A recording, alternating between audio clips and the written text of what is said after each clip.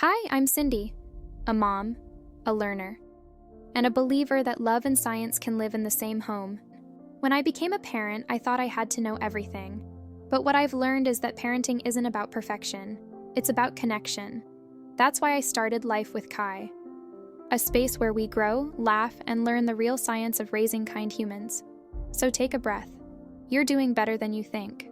Let's uncover the 5 science-backed secrets that actually work, and why. Secrets to raising resilient kids in the digital age. My daughter once cried herself to sleep because a stranger online said she wasn't pretty enough. That night, I promised myself I'd help her build armor, not walls.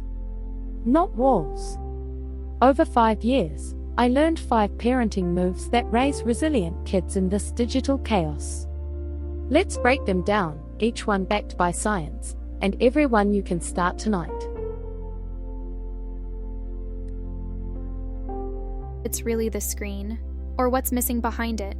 I used to feel guilty every time my daughter grabbed a tablet. Then one night I sat beside her and asked what she was watching. We ended up laughing for an hour. Science says it's not about screen time, it's about shared time. Co-viewing builds language, trust, and connection. So tonight, don't take the screen away. Take a seat beside it. If you've ever felt guilty when your child grabs a tablet, you're not alone. I thought every extra minute was melting brain cells. But then I learned, it's not about how much time, it's about how we use it. A study from the University of Oxford found no significant link between moderate screen use and mental health issues in kids.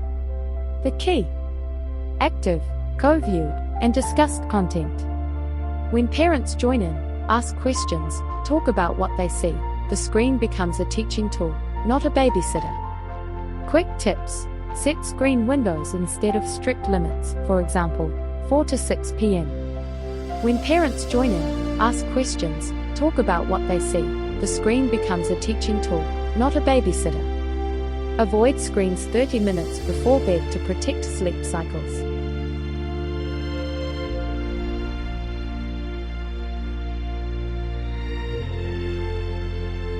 Are we comparing our kids, our kitty, or ourselves? I remember scrolling through perfect family posts at midnight. Spotless homes, smiling toddlers, zero chaos. Meanwhile, my kitchen looked like a science experiment. Studies show social comparison raises parental anxiety and guilt. Every photo hides 100 imperfect moments. So instead of scrolling for perfection, scroll for connection. Send a kind message to another parent instead. Social media and comparison.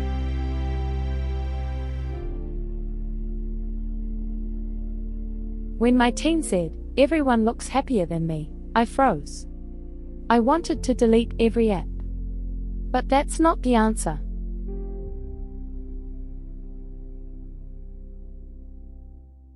Stanford studies show that teens who discuss social media illusions with parents experience 25% less comparison stress.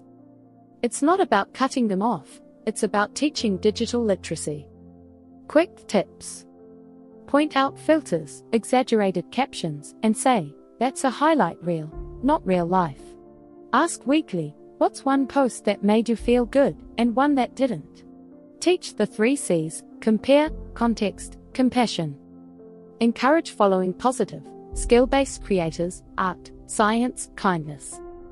We can't bubble wrap them from the internet, but we can give them a map to navigate it.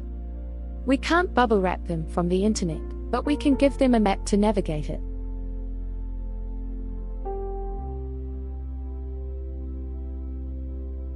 If we always catch them when they fall, how will they learn to stand? I hovered. Every scraped knee felt like my failure. But psychologists say overprotection teaches fear, not safety. One day I stepped back, heart racing, and let my son solve a playground problem himself. He came running back, proud, not crying. Independence grows when we trust them enough to try. I used to swoop in for everything: forgotten lunch, lost homework, awkward social moment. It came from love. but I was stealing her chance to grow. Harvard's Center on the Developing Child reports that kids develop critical problem-solving skills only when they face small struggles. Overprotection tells them, you can't handle it. Letting them try and fail safely teaches, you've got this. Quick tips: don't rescue instantly. Ask, how do you want to fix it? Use low-stakes struggles, packing lunch, handling missing toy, or asking teacher themselves. Praise effort, not outcome. I love how you figured that out. Every time we step back, we make room for their confidence to step forward. Ever watched your child melt down over the smallest thing? Spilled milk used to mean total chaos in our house, for both of us. Deep dive. Neuroscientists call it affect labeling. When we name the emotion, the amygdala, the brain's alarm center, literally quiets down. Instead of yelling, say, you are frustrated the tower fell. You name it, they tame it. Quick tips: stay calm to regulate the child. Step 2. Label the feeling, not the behavior.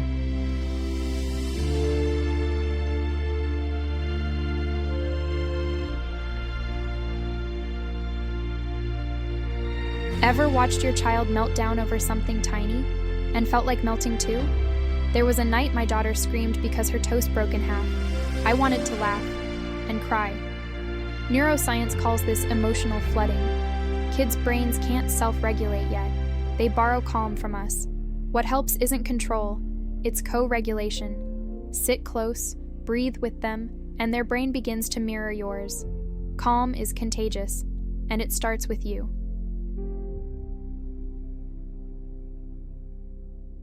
Step 3. After calm, problem solve together.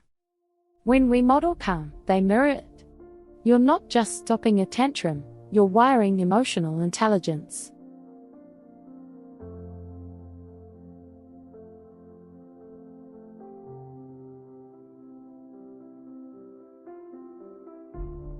What hurts more, watching them be left out, or watching them try too hard to fit in? My son once came home and said, "Mom, they said I'm weird." I froze, because I remembered hearing those words myself. Social neuroscience says belonging shapes identity, but kids don't need everyone's approval. They need our anchor. Tell them, you don't have to fit in where you don't belong. That sentence becomes armor for life.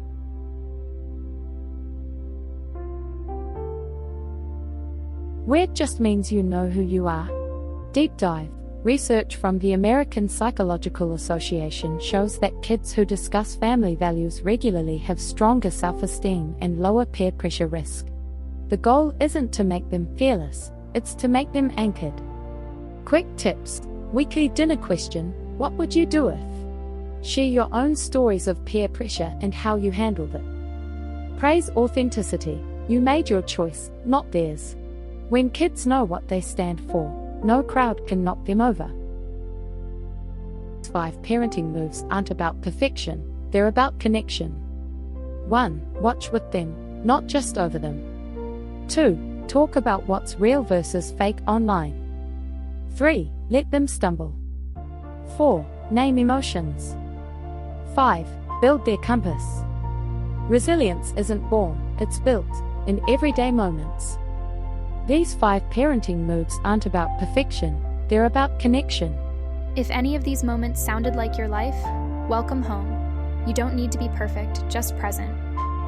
Every small connection rewires your child's world, and yours too. I'm Cindy, and this is Life with Kai, where love meets science, and real parents grow together. Call to action. Which secret hit you the hardest? Comment below and share this with another parent who needs it. You can watch all 5 shorts in the Parenting Power Moves playlist, and stay tuned for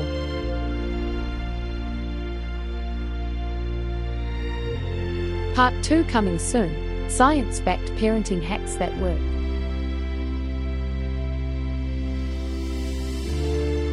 Thanks for watching. If this made you think, hit like. It really helps.